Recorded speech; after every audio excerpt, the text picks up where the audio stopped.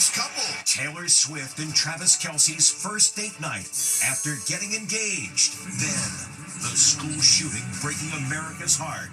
FBI agents descend on the condo where the shooter's mom lives. We have not been successful in talking to the shooter's mother. As brave little survivors speak out. It was the most traumatizing thing that's ever happened to me. Then, the busiest Labor Day travel weekend ever. The new way your family can breeze right through the security gate. It makes it a huge relief. And how to get great last-minute deals. Plus, after being acquitted of murdering her cop boyfriend, what Karen Reed is saying about the movie of her trial, starring Elizabeth Banks. You know what you did. And Jaws goes orange? Is that really an orange shark? Then, love amid tragedy. The journalist who fell in love with the brother of the Idaho murder victim. Their improbable love story. I was far from looking for love. Plus, a sea of humanity says goodbye to the nicest judge in America. The matter is dismissed. I'm going to dismiss it. He's a special man. Sorry. Now, Inside Edition with Eva Pilgrim. Hello, and thanks for joining us as we kick off Labor Day weekend. I'm Eva Pilgrim. There they are. All eyes were on Taylor Swift and Travis Kelce as they made their first public appearance after getting engaged. And it happened at Arrowhead Stadium, the same place their love story first captured the world's attention. It's Taylor Swift and Travis Kelce's first public appearance since their engagement. The newly engaged couple, Travis Kelce with Taylor Swift, his fiance, in the building. The pair cheered for Travis's alma mater, the University of Cincinnati, as they took on the University of Nebraska. It's a love story, baby, just say yes. They walked into Arrowhead Stadium separately. Taylor sauntered in with her girlfriend Brittany Mahomes, the wife of the Kansas City Chiefs quarterback. She even posed with some little Swifties. Taylor wore a Ralph Lauren sweater vest, a pleated denim Balenciaga miniskirt, and knee-high Louis Vuitton boots. Her handbag, Celine. Total cost of her look, $8,789. Before the game, Travis and his big brother Jason, who also attended the University of Cincinnati, were on the field greeting fans. Yes, man, we're about to take over Arrowhead. I can feel it, baby. Taylor's engagement ring was on full display. Here are two lovebirds. Look at them. And right here, that's what everybody's abuzz about. The ring that you can see from a mile away. You sure can. One fan captured it sparkling from across the stadium. More carrots and a rabbit on that. Ooh, with diamonds dancing.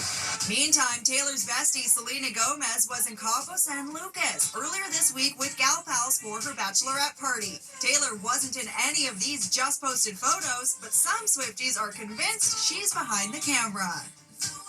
The first season game for the Kansas City Chiefs is exactly 1 week away.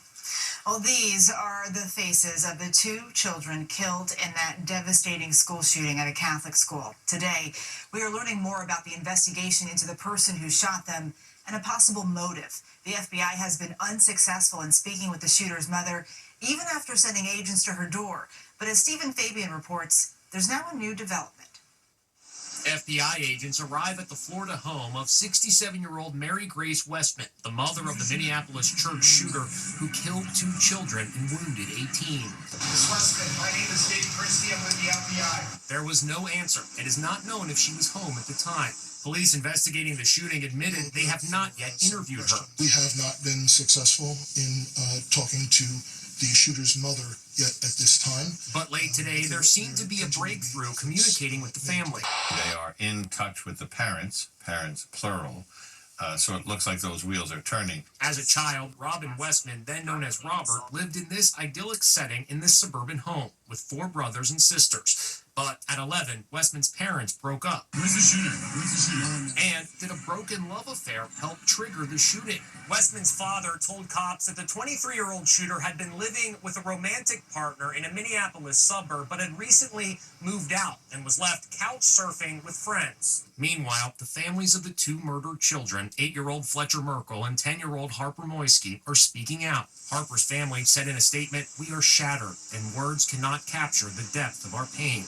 Fletcher's dad spoke just a few feet from where his son was killed and expressed prayers for the 18 people wounded. I'm hopeful that all wounded are able to make a full recovery and return home to their families. And we're hearing for the first time from some of the little survivors. 12-year-old Astoria Safe spoke from the heart, telling CBS News she prayed as bullets flew. I need your help. Like, please, I want all my friends to be safe. Help me to be safe. It's the most traumatizing thing that's ever happened to me. I don't know. It's gonna be really hard to recover from that. And these are some of the faces of the 15 children injured in the shooting. Several of them have set up GoFundMe accounts to help with their medical bills. It's expected to be the busiest Labor Day weekend ever, but if you're traveling with your family, there's a new, easy breezy way to get through those long TSA lines. Jim Murray has the details. It's the busiest Labor Day air travel weekend ever. 17 million people are expected to take to the skies, so you better pack your patience as you wait online to get through security. But there's good news for families like the Herzogs of Portland. They're wrapping up a trip to Disneyland in Southern California and are headed home with 4-year-old Sienna and 7-year-old August. They're taking advantage of a new program being introduced at a number of airports across the country, including John Wayne Airport in Orange County. It's called Families on the Fly. It can go through a dedicated lane for families with kids under 12. Talk about stress relief. What is the difference for you having a family knowing that there's a separate TSA family line?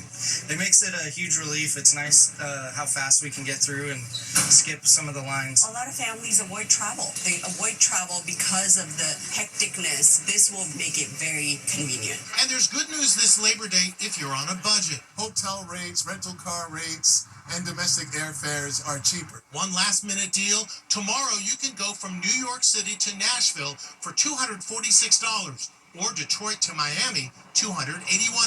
If you're one of the 30 million Americans getting behind the wheel this holiday weekend and thinking about leaving tonight, think again. Get a good night's rest, wake up super early in the morning, leave at 5 or 6 a.m., and you won't have to fight traffic.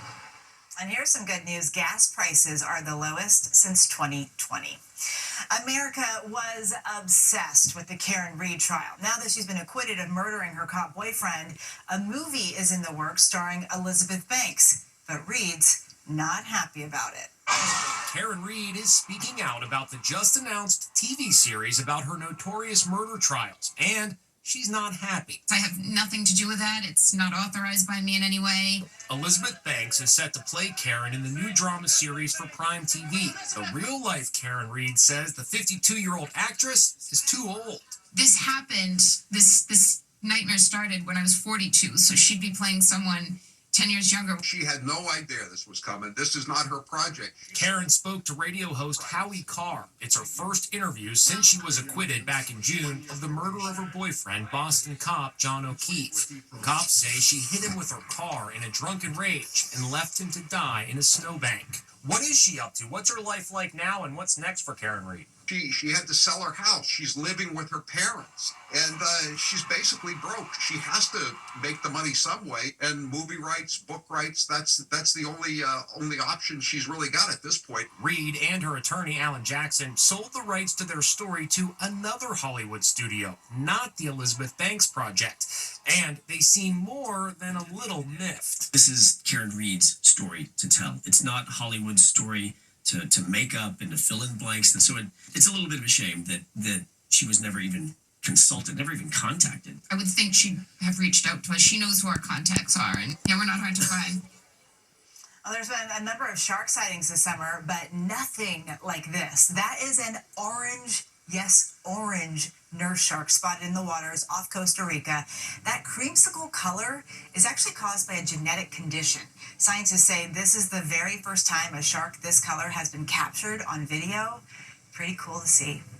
Well, the slaughter of 4 University of Idaho students was one of the most shocking crimes in recent years, but amid the tragedy comes a love story. Anne Mercogliano explains. These sweethearts have just gotten engaged. Check out that beautiful ring.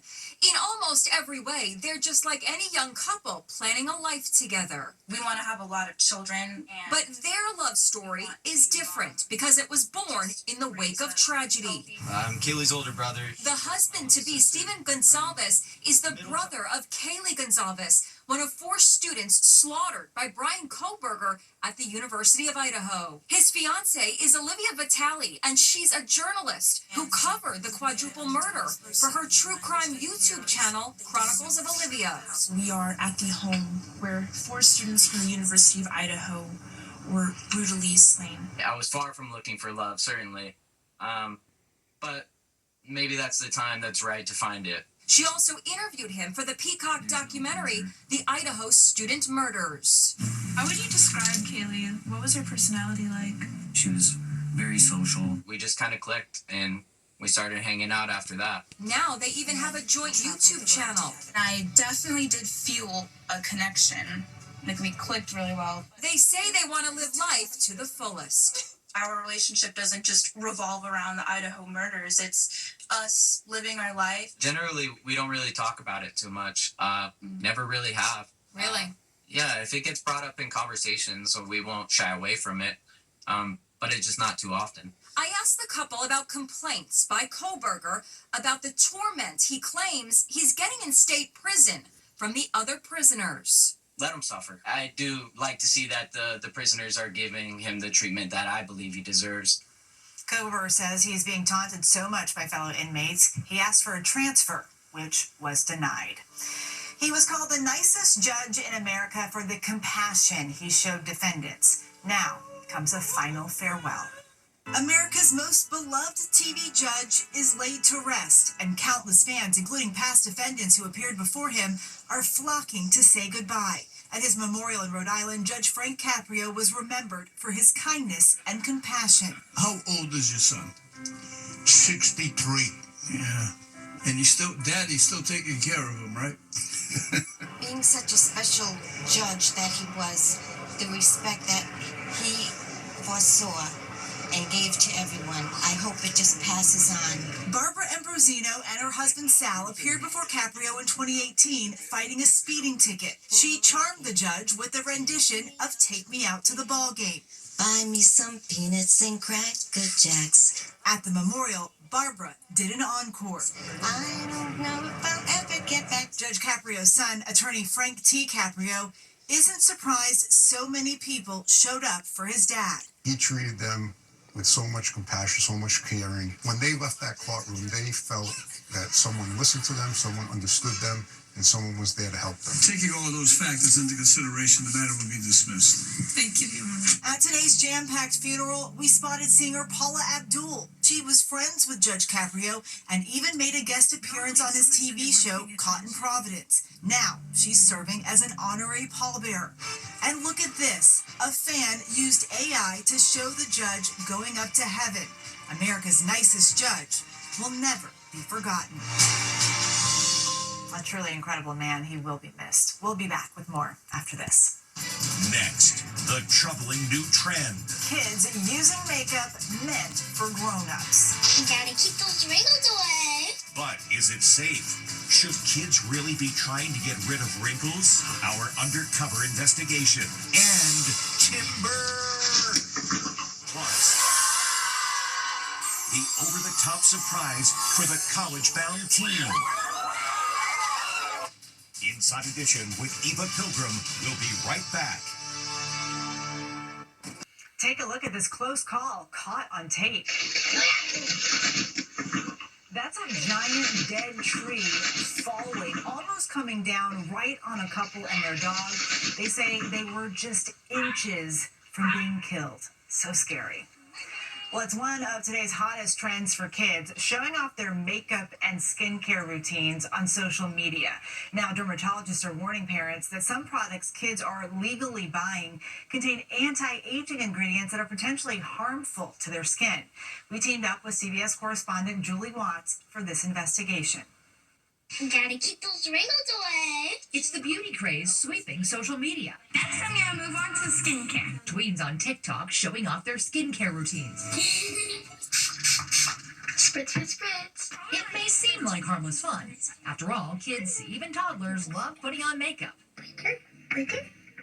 But dermatologists we spoke with say many of the viral products contain anti-aging ingredients like retinol that can harm young faces. When I saw her face, that was it. Rochelle Rock says when her 9-year-old's porcelain skin broke out in an angry red rash, she confiscated all of her skincare products. Is this burned? Is this permanent? I was in panic mode. Delilah, now 11, admits she was influenced by social media videos. Try this, it's really good. You should need it. I would do cleanser and then moisturizer and then a serum. I no clue what I was doing. A new study finds tweens are applying an average of 6 different products a day, some with anti-aging ingredients meant for adults twice their age.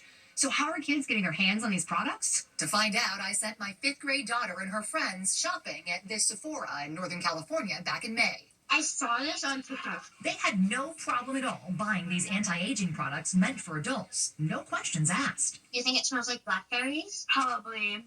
A month ago, Inside Edition also enlisted the help of these 10-year-old twins for a shopping excursion in New Jersey. This one looks actually pretty cute. Yeah, that one does look pretty cute. Using gift cards, Alana and Mia also bought a bag full of adult anti-aging products all on their own. No one's touching us. The lady that checked in, she didn't even look at the box. When we went back to ask about their purchases, another employee had a word of caution. This one specifically also, too, has retinol in it, so definitely no for that. The twins also had no trouble buying an anti-aging serum at this Ulta near Manhattan. Later, when our producers showed them what they bought, this employee seemed concerned. How often do they put that on? They shouldn't be using retinol. Retinol is meant for people over age 25. This is actually do a lot more damage to the skin. While it's not illegal to sell them, board-certified dermatologist Dr. Paul Jared Frank says the long-term effects of kids using these products can be detrimental. Their skin is not ready for these type of things, and most importantly, they don't need it yet. We reached out to Ulta and Sephora, but did not hear back. Sephora's CEO recently said they don't market to a young audience, adding they have a responsibility to make sure products they sell are age appropriate. When we come back, a teen starting college gets a really big surprise. A college-bound teen gets a really big surprise. This young lady is blown away. Her bedroom is jam-packed with all of her girlfriends celebrating where she's going to college. The room has been transformed with the colors of the college she's starting this fall. It's a trend called bed parties, and they're becoming a very big deal indeed. It's over the top. It's insane. Social media is filled with young women showing the bedrooms their friends and parents have decorated to celebrate them. They're filled with sweatshirts and hats and all sorts of college swag. Haley's parents spent about $3,000 to throw her bed party. She lives in Roslyn Heights, New York, and she's headed to Florida State University. We also hired an event planner to help us out with this. Haley's parents had one more surprise. They flew in her best friend for the party. They were so excited they fell into a pile of cupcakes. Oops, there goes the icing. This bed party's definitely a hit. So fun. Coming up, tears over Taylor Swift's engagement. Today, this little guy is not at all happy that Taylor Swift is engaged. What's wrong? Huh? I want to get married to Taylor Swift. You want to get married to Taylor Swift? Travis is going to get married to her. Yeah, but it's not fair. It's not fair. Poor guy. And that's Inside Edition for today. Have a great Labor Day weekend, and we'll see you back here next time.